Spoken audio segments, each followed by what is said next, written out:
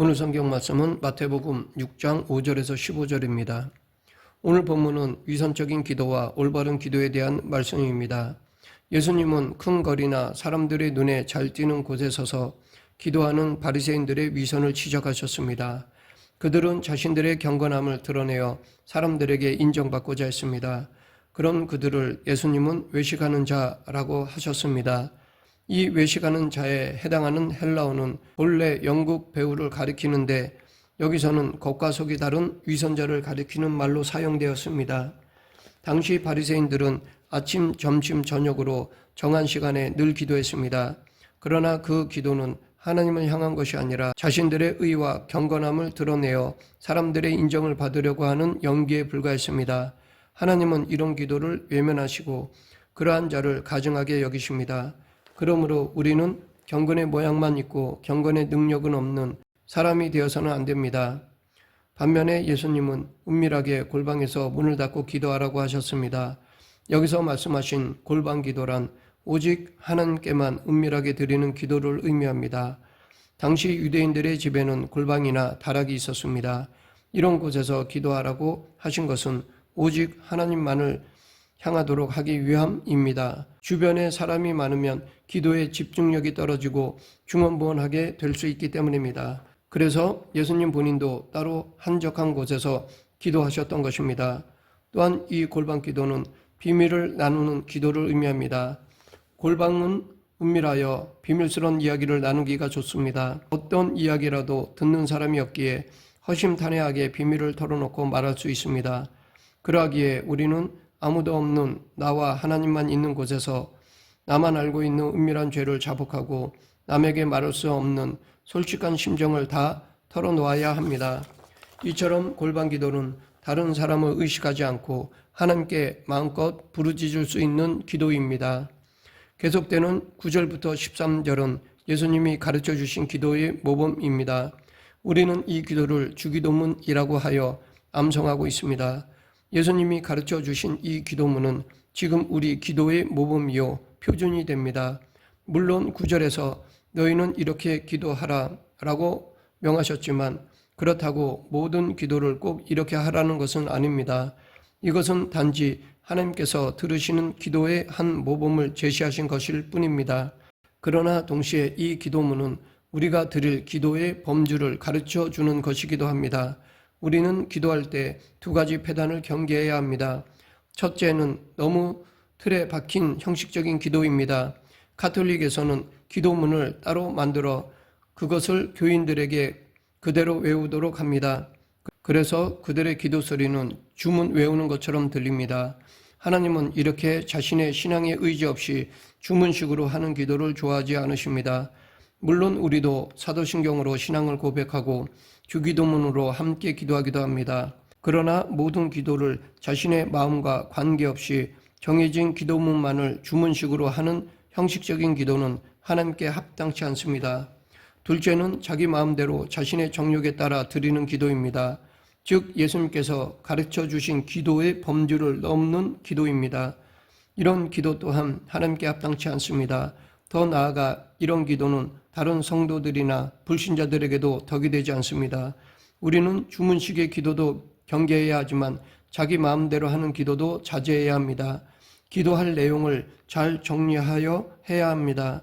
그러기에 너희는 이렇게 기도하라 라는 예수님의 명령에 따라 주기도문의 틀 안에서 기도해야 할 것입니다. 그런데 이 예수님께서 가르쳐 주신 기도의 처음과 끝은 오직 하나님의 영광을 구하는 것입니다. 즉 하나님의 이름이 거룩하게 여김받기를 바라는 간구로 시작하여 그 나라와 권세와 영광이 영원할 것을 바라는 소원으로 끝을 맺습니다. 이것은 우리에게 우리가 드리는 기도의 목적이 무엇인지를 가르쳐 줍니다. 즉 모든 기도의 궁극적인 목적은 하나님의 영광을 위해야 한다는 것입니다. 실제로 성경을 통해 믿음의 조상들이 드린 기도를 살펴보면 다 하나님의 영광을 구하는 것과 관련되어 있습니다. 예수님은 하나님을 우리 아버지라고 하셨습니다. 당시 율법학자나 종교 지도자들이 가르친 하나님은 무서운 재판관이었습니다. 율법을 조금만 어겨도 심판하시는 하나님이었습니다. 그러나 예수님은 하나님을 아버지로 섬기고 기도하라고 가르쳐 주셨습니다. 물론 이사야 선지자도 이사야 63장 16절에서 여호와여 주는 우리의 아버지시라 라고 하였습니다. 그러나 구약시대에 하나님을 아버지로 부른 개념은 이스라엘 민족의 창조자로서의 아버지였습니다. 정말 성도 한 사람 한 사람을 당신의 자녀로 삼아주시는 인격적인 아버지가 되신다는 의미로는 예수님이 처음 말씀하신 것입니다. 실제로 예수님의 말씀처럼 하나님은 우리의 아버지이십니다. 하나님이 우리 아버지라는 사실은 우리의 모든 신앙 행동의 원동력이 됩니다. 하나님이 무서운 재판관만도 아니요 단순한 창조자만도 아니라 우리를 사랑하시는 자비로운 아버지 되신다는 것을 우리는 늘 기억해야 합니다. 이렇게 하나님을 아버지이심을 믿으면 우리는 우리의 삶을 아버지의 손에 맡길 수 있고 수시로 그 은혜의 보좌로 나아가 간구할 수 있으며 시련을 만나도 하나님의 섭리를 의뢰하고 극복해낼 수 있습니다. 고난도 형통도 다 우리에게 유익을 주시려는 아버지 하나님의 선한 섭리임을 확신할 수 있습니다. 계속해서 예수님은 뜻이 하늘에서 이루어진 것 같이 땅에서도 이루어지리이다 라고 하셨습니다. 이것은 내 뜻이 아니라 하나님 아버지의 뜻이 이 땅에 이루어지기를 빌라는 것입니다. 이렇게 우리의 기도는 내 뜻이 아니라 하나님의 뜻을 이루기 위한 것이 되어야 합니다. 오직 하나님의 뜻이 이루어지기를 기도해야 합니다. 바꿔 말해 하나님의 뜻에 내 뜻을 맞춰야 합니다. 다른 종교에서는 자기의 뜻과 소원을 이루려고 기도합니다. 그러나 하나님은 우리의 개인적인 정욕과 탐심을 채우려는 기도는 외면하십니다. 이와 관련해서 예수님께서는 마태복음 6장 33절에서 그런즉 너희는 먼저 그의 나라와 그의 의를 구하라. 그러면 이 모든 것을 너에게 더하시리라 라고 말씀하셨습니다. 내일을 위하여 염려하지 말고 하나님의 통치, 즉 하나님의 말씀에 순종하기를 기도해야 합니다. 예수님이 이 땅에서 하셨던 기도가 이런 기도이셨습니다. 예수님은 완전한 하나님이시지만 또한 완전한 인간이시기에 십자가의 죽음에 대한 두려움을 지니고 계셨습니다. 그래서 할 수만 있다면 그 죽음을 피할 수 있게 해 주시기를 원하셨습니다. 그러나 결국은 아버지의 뜻을 이루시고자 아버지의 원대로 되기를 원하나이다 라고 기도하셨습니다. 이와 같은 기도가 하나님이 기뻐하시는 기도요 참된 기도입니다. 하나님이 나에게 가까이 오시고 내 말을 들으시도록 하나님을 나에게 껴맞추는 것이 기도가 아닙니다. 내가 하나님께 가까이 가고 하나님 뜻에 나를 맞추려는 것이 기도입니다. 이 사실을 유념하고 내 뜻이 아니라 하나님 뜻이 내 속에 내 삶의 터전에 이루어지기를 바라는 기도를 해야 할 것입니다. 우리는 지금 이 세상에 살아갑니다. 그러하기에 이 세상을 살아가는 데 있어서 필요한 것들이 있기에 그 필요를 구해야 합니다. 사도 바울은 일하기 싫은 자는 먹지도 말라라고 하였습니다. 그러나 영육 간의 모든 필요한 것은 하나님의 허락 없이는 얻을 수 없음을 알아야 합니다. 우리의 일할 수 있는 힘과 재능도 다 하나님이 주신 은혜이며 일할 수 있는 일터도 하나님이 주신 은혜입니다. 세상의 모든 것들이 다 하나님의 주권 아래 있기 때문에 우리의 필요도 하나님께 구해야 합니다.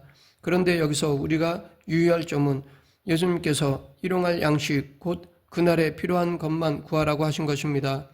오늘 현재 나와 우리에게 필요한 자원만을 구하라는 이 말씀 속에는 하나님이 공급해 주시는 은혜를 전적으로 신뢰하라는 교훈도 들어 있습니다. 불신자들은 물질을 먼 미래까지 계산하여 구합니다. 자손 대대로 먹고 살 것도 비축해 놓고자 합니다. 물론 유비무한, 즉 미리 준비해 놓는 것은 지혜로운 일입니다. 그런데 문제는 하나님을 인정치 않고 물질만을 신뢰하는 자세는 잘못된 것입니다. 물질을 많이 비축해 놓으면 만사가 형통할 줄 압니다. 마치 누가복음에 나오는 어리석은 부자와 같은 사람들이 있습니다. 그러나 물질만으로 미래의 안정을 보장받을 수 없습니다. 왜냐하면 하나님께서 어떻게 그 사람에게 섭리하실지 아무도 예측할 수 없기 때문입니다. 물론 남에게 손을 벌리지 않을 만큼의 물질을 예배해 두어야 하지만 그 자체는 우리가 사용하는 도구일 뿐이지 신뢰하고 의지할 대상은 아닙니다. 우리가 의지하고 신뢰하고 의존할 대상은 오직 생사화복을 주관하시는 하나님 아버지뿐입니다. 오늘 본문 12절 우리가 우리에게 죄 지은 자를 사하여 준 것 같이 우리 죄를 사하여 주시옵고 또 이와 관련하여 예수님은 14, 15절에서 너희가 사람의 잘못을 용서하면 너희 하늘 아버지께서도 너희 잘못을 용서하시려니와 너희가 사람의 잘못을 용서하지 아니하면 너희 아버지께서도 너희 잘못을 용서하지 아니하시리라 라고 하셨습니다. 그런데 이 말씀을 문자 그대로만 보면 사람에 대한 용서가 우리에 대한 하나님의 용서의 조건인 듯한 느낌을 받게 됩니다. 그러나 사람에 대한 용서는 하나님의 용서의 조건이 될 수 없습니다. 사람은 결코 자기의 행위로 구원을 이룰 수 없습니다. 또한 하나님은 인간의 행위에 따라 조건적으로 대하시는 분도 아니십니다. 하나님의 용서는 무조건적입니다. 즉 하나님은 인간의 행위와 관계없이 예수님의 의지에 죄를 고백하기만 하면 용서해 주시는 것입니다. 예수 그리스도의 대속으로 말미암아 믿는 자를 의롭다 여겨주십니다. 하나님은 우리가 어떠한 선한 행위 이전에 다른 사람들을 용서하기 전에 우리를 용서하셨습니다. 이 사실은 마태복음 18장 23절부터 35절에 나오는 1만 달란트 빚진 자의 비유에 잘 나타나 있습니다. 거기에 보면 임금이 1만 달란트 빚진 자가 다른 사람의 빚을 탕감해 주기 전에 먼저 그의 빚을 탕감해 주었습니다. 그럼에도 불구하고 예수님께서 여기서 하나님의 용서에 다른 사람에 대한 용서를 전제하듯이 말씀하시는 것은 다만 하나님의 은혜로 용서를 받은 자는 마땅히 다른 사람을 용서하는 삶을 살아야 함을 강조하기 위한 것입니다. 그러하기에 우리는 마땅히 이웃을 용서하며 살아야 합니다. 하나님께 죄 용서함을 받은 자가 이웃의 일시적인 잘못을 용서하지 못한다면 그것은 하나님의 용서를 무시하는 것이며 하나님의 용서에 감사하지 않는 것입니다. 어쩌면 이웃을 용서할 줄 모르는 사람은 하나님의 용서를 진실로 체험한 사람이라고 볼 수 없습니다.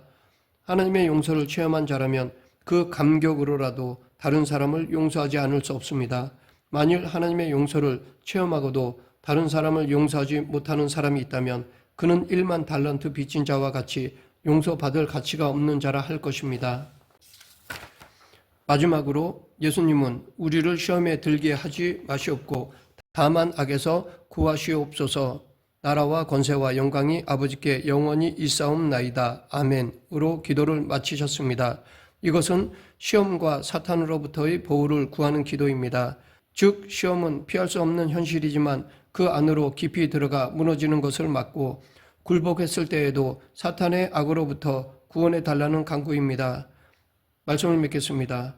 주기도문은 예수님이 제자들에게 가르쳐 주신 대표 기도문으로 하나님을 하늘에 계신 아버지로 인식하고 기도하는 태도와 구체적 간구를 담고 있습니다. 주기도문이 지금 우리들에게 주는 교훈은 기도의 대상과 목적을 올바르게 정하고 겉으로 보이기보다 은밀한 마음으로 하나님께 나아가며 하나님의 뜻을 구하며 용서와 구원을 중심으로 삶을 살아가라는 것입니다. 예수님이 가르쳐 주신 기도를 나의 삶으로 이루어가는 저와 여러분이 되길 간절히 축원합니다. 기도하겠습니다. 사랑과 은혜가 풍성하신 하나님 아버지, 내 중심이 아닌 하나님 중심의 기도를 드리는 저희 모두가 되게 하여 주시옵소서. 예수님 이름으로 기도드립니다. 아멘.